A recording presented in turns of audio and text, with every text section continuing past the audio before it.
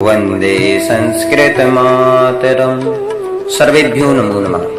बच्चों, हमने अपनी पिछली वीडियो में संस्कृत भाषायाः महत्वम इस निबंध को पढ़ा भी था और समझा भी था। हम जो है बिल्कुल महत्वपूर्ण निबंध को ही पढ़ रहे हैं और निबंधों की इसी श्रृंखला में हमारा अगला विषय है सदाचार। अर्थात आज हम सदाचार सद आचार इस विषय को लेके निबंध को पढ़ेंगे भी और समझेंगे भी। आप सभी से निवेदन है, केवल हमको इनको पढ़ना नहीं है, पढ़ने के साथ साथ आप सभी निबंधों को कंठस्थ भी करते जाएं। चलिए प्रारंभ करते हैं। सताम आचारः सदाचारः इत्युच्यते। अरे भाई, सज्जनों के आचार को ही सदाचार कहा गया है। अभिप्राय क्या है कि सज्जनाः विद्वांसो च यथा आचरन्ति तथैव आचरणं सदाचारो भवति। जो सज्जन होते हैं, महापुरुष होते हैं, विद्वान होते हैं, वो जिस प्रकार का आचरण करते हैं उसी प्रकार का आचरण करना ही सदाचार होता है। सज्जनाः स्वकीयानि इंद्रियाणि वशे कृत्वा सर्वैः शिष्टता पूर्वकं व्यवहारं कुर्वन्ति। सज्जन अपनी इंद्रियों को वश में करके सभी के साथ शिष्टता पूर्वक व्यवहार करते हैं।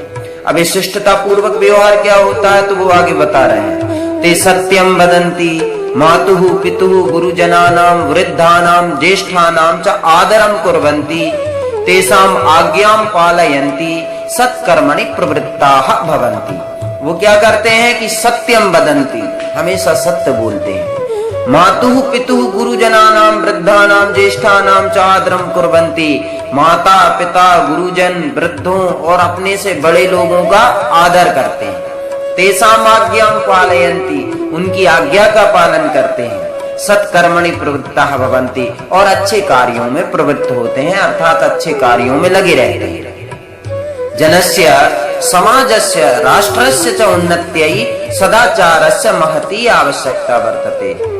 लोगों की, समाज की, राष्ट्र की उन्नति के लिए सदाचार की बहुत आवश्यकता है।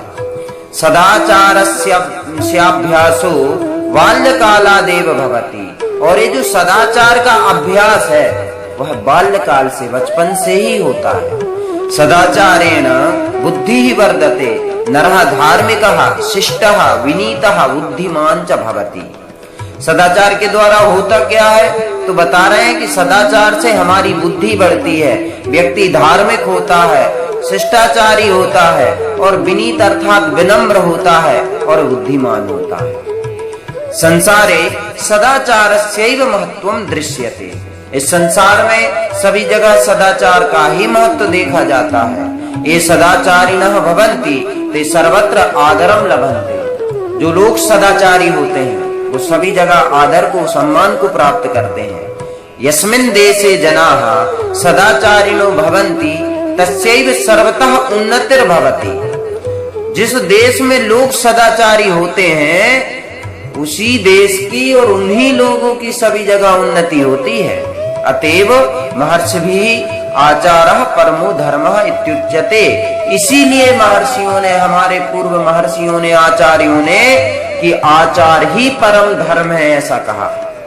सदाचारी जनः परदारेषु मातृवत् परधनेषु लोष्ठवत् सर्वभूतेषु च आत्मवत् पश्यति। जो सदाचारी व्यक्ति होते हैं, सदाचारी लोग होते हैं, वो दूसरे की स्त्री को मातृवत्, वत यानी तरह, तो दूसरे की स्त्री को वो माँ की तरह समझते हैं, माँ की जैसा मानते हैं। और परधनेषु लोष्ठवत् यानी सदाचारी व्यक्ति दूसरे के धन को लोष्ठ के समान अर्थात मिट्टी के ढेले के समान समझता है।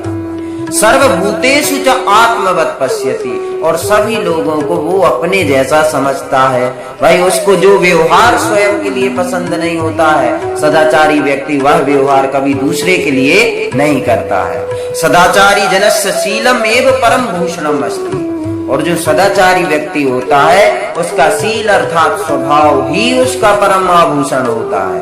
तो इस प्रकार प्रत्येक निबंध हमें कोई कुछ न कुछ शिक्षा देता है। इस निबंध से हम शिक्षा लें कि प्रयास करें, जीवन में हम सदाचारी बनने का प्रयास करें और सदाचारी बनकर ही अपने जीवन को व्यतीत करें। इस प्रकार इस निबंध को आप सभी कंठस्थ कर लीजिएगा। निबंध में कोई शंका हो तो आप हमसे पूछ सकते हैं। धन्यवादः। सर्वेभ्यो नमो नमः। पठामि